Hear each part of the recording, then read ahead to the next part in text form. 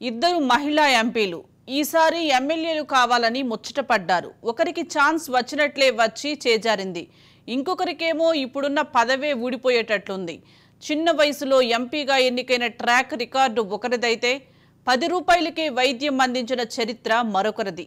సామాన్యులుగా రాజకీయాల్లోకి వచ్చి అసామాన్య విజయం సాధించిన ఆ ఇద్దరు మహిళా ప్రజా ప్రతినిధులు ఇప్పుడు అనామకంగా మిగిలిపోతామా అని మదనపడుతున్నారట.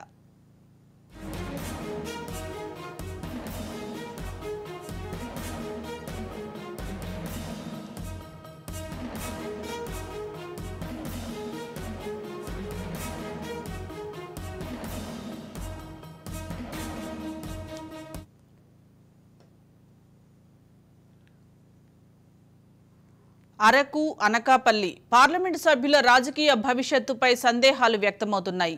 గత ఎన్నికల్లో రికార్డు స్థాయి విజయం సాధించిన ఎంపీలు గొడ్డేటి మాధవి, భీశెట్టి సత్యవతి ఈ ఎన్నికల నుంచి దాదాపు నిష్క్రమించినట్లేనా అనే అనుమానాలు ఎక్కువవుతున్నాయి.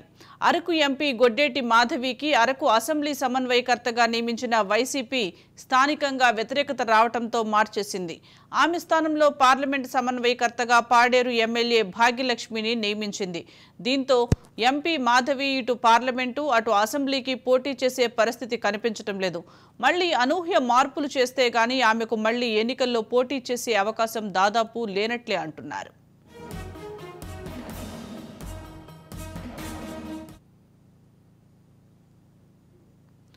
రాజకీయ కుటుంబమైన సామాన్య జీవితం గడిపిన ఎంపీ మాధవి పొలిటికల్ ఎంట్రీ రాష్ట్రంలో సంచలనం సృష్టించింది. చిన్న వయసులో ఎంపీగా పోటీ చేసిన మాధవి రాజకీయ కురువృద్ధుడు కేంద్ర మాజీ మంత్రి వైరిచర్ల కిషోర్ చంద్రదేవ్ను ఓడించారు. జాతీయ రాజకీయాల్లో చక్రం తిప్పిన వైరిచర్ల కిషోర్ దేవ్ను ఓడించిన ఎంపీగా మాధవి ఎంతో గుర్తింపు తెచ్చుకున్నారు. కానీ ఆమె స్థానిక శాసనసభ్యులతో సమన్వయం చేసుకోలేక వివాదాల్లో కూరుకుపోయారు. పాడేరు ఎమ్మెల్యే భాగ్యలక్ష్మి, అరకు ఎమ్మెల్యే చెట్టి ఫాల్గుణతో విభేదాలు మాధవికి తలనొప్పిగా మారాయి. అయితే ఈ విభేదాలను చక్కదిద్దాల్సిన పార్టీ ఎంపీని అరకు సమన్వయకర్తగా, పాడేరు ఎమ్మెల్యే భాగ్యలక్ష్మిని అరకు ఎంపీ అభ్యర్థిగా నియమించి ఇద్దరి మధ్య పంచాయతీకి ఫుల్ స్టాప్ పెట్టింది. ఇక అరకు సిట్టింగ్ ఎమ్మెల్యే ఫాల్గుణకు టికెట్ లేదంటూ చెక్ పెట్టింది.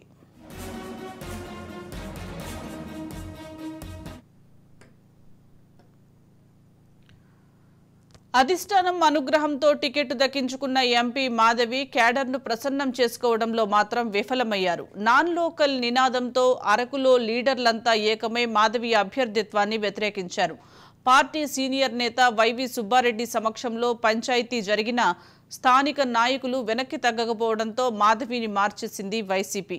ఆమె స్థానంలో హుకుంపేట జడ్పీటీసీ సభ్యుడు రాగం మత్స్యలింగంను తీసుకువచ్చింది. దీంతో ఎంపీ మాధవి రాజకీయ భవిష్యత్తు ప్రశ్నార్థకంగా మారింది. రిజర్వ్డ్ నియోజకవర్గాలన్నీ ఫుల్ అయిపోవడంతో మాధవికి ఇంకా ఎక్కడా ఛాన్స్ దక్కే పరిస్థితి కనిపించడం లేదు.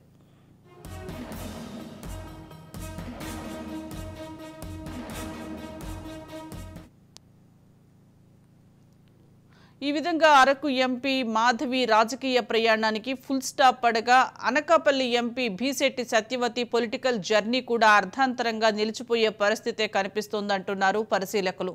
10 రూపాయల డాక్టరుగా 1,00,000 ప్రసవాలు చేసిన డాక్టర్ అమ్మగా సత్యవతికి అనకాపల్లి ప్రాంతంలో మంచి పేరుంది. ఇదే అర్హతతో ఆమెను గత ఎన్నికల్లో పార్టీలో చేర్చుకొని ఎంపీ టికెట్ ఇచ్చింది వైసీపీ. తొలి ప్రయత్నంలోనే రికార్డు స్థాయి మెజారిటీతో గెలుపొందిన సత్యవతికి రెండో ఛాన్స్ లేనట్లేనన్న టాక్ ఎక్కువగా ఉంది. ఈసారి అనకాపల్లి ఎమ్మెల్యేగా పోటీ చేద్దామని భావించిన సత్యవతి ఆశలపై నీళ్లు జల్లింది పార్టీ హైకమాండ్.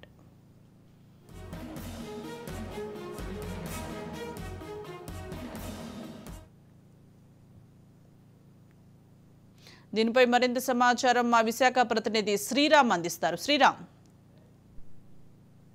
విశాఖ జిల్లాకు సంబంధించి ఇద్దరి మహిళా నేతల రాజకీయ భవిష్యత్తు కేవలం 1 టర్మ్కే పరిమితం కానుంది అనంటే నిజమేనంటున్నారు రాజకీయ విశ్లేషకులు. ఇక వీరిద్దరి వ్యవహారంలోకి వెళితే ముఖ్యంగా అరకు పార్లమెంటు నియోజకవర్గానికి సంబంధించి 2019 ఎన్నికలలో గొడ్డేటి మాధవిని అనూహ్యంగా తెరపైకి తీసుకువచ్చారు. రాజకీయ నేపథ్యం ఉన్నప్పటికీ కూడా మాధవి చాలా సింపుల్ జీవితాన్ని గడిపేవారు.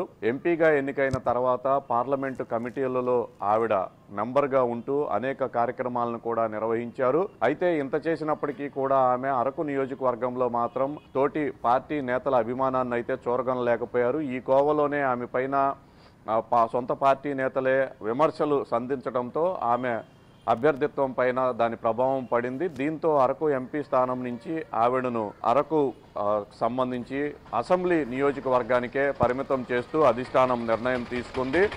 అయితే అది కూడా ఎక్కువ కాలం నిలవలేదు. అరకు ఎమ్మెల్యేగా ఆమెను ప్రకటించడం పట్ల స్థానికంగా ఉన్న వైసీపీ నేతలు అభ్యంతరం వ్యక్తం చేయడంతో ఈ పంచాయతీ కాస్త ఉత్తరాంధ్ర జిల్లాల ఇన్ఛార్జి వైవి సుబ్బారెడ్డి దగ్గరికి వెళ్ళింది. ఆయన ఇరు వర్గాలను కూడా పిలిచి దీనికి సంబంధించి పూర్తి స్థాయిలో కూడా సర్ది చెప్పే ప్రయత్నం చేసినప్పటికీ కూడా నేతలు ఎవరూ కూడా దీనిపైన పెద్దగా పట్టించుకోలేదు. దీంతో అరకు ఎమ్మెల్యే అభ్యర్థిత్వానికి కూడా ఆవిడను తొలగిస్తూ అధిష్టానం నిర్ణయం తీసుకుంది. ఆవిడ స్థానంలో మత్స్యలింగం అనే వ్యక్తికి అవకాశాన్ని కల్పిస్తున్నట్లుగా ప్రకటించింది. ఈ నేపథ్యంలో 2019లో అనూహ్యంగా రాజకీయ తెరపైకి వచ్చి బంపర్ మెజారిటీతో విజయం సాధించిన మాధవి కేవలం ఆ ఎన్నికలకు మాత్రమే పరిమితమైంది. అనూహ్యమైన నిర్ణయాలు వెలువడితే తప్ప ఇక మాధవి ప్రస్తుతం రాజకీయాల్లో నిలిచే పరిస్థితులు అయితే కనిపించడం లేదు.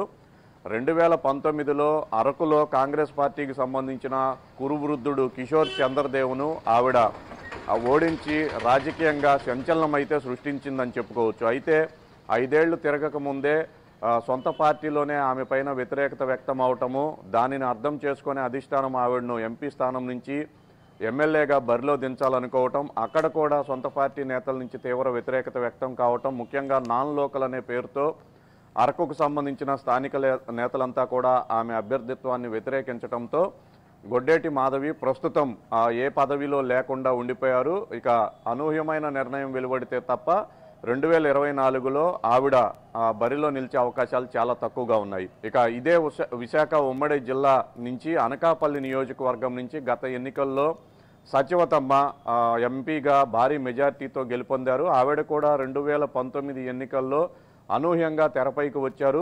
ఎన్నికలకు కేవలం 2 నెలల ముందే వైసీపీ పార్టీ తీర్థం పుచ్చుకున్నారు. ఆ ఎన్నికల్లో ఘన విజయం సాధించారు. అయితే మారిన పరిణామాల నేపథ్యంలో ఆవిడ ఈసారి అనకాపల్లి ఎమ్మెల్యేగా పోటీ చేద్దామని భావించారు. అనకాపల్లి సిట్టింగ్ ఎమ్మెల్యేగా ఉన్న గుడివాడ అమర్నాథ్ పైన స్థానికంగా ఉన్న వ్యతిరేకతను అంచనా వేసిన వైసీపీ అధిష్టానం ఆయనకు అక్కడ సీటునివ్వటానికి నిరాకరించింది.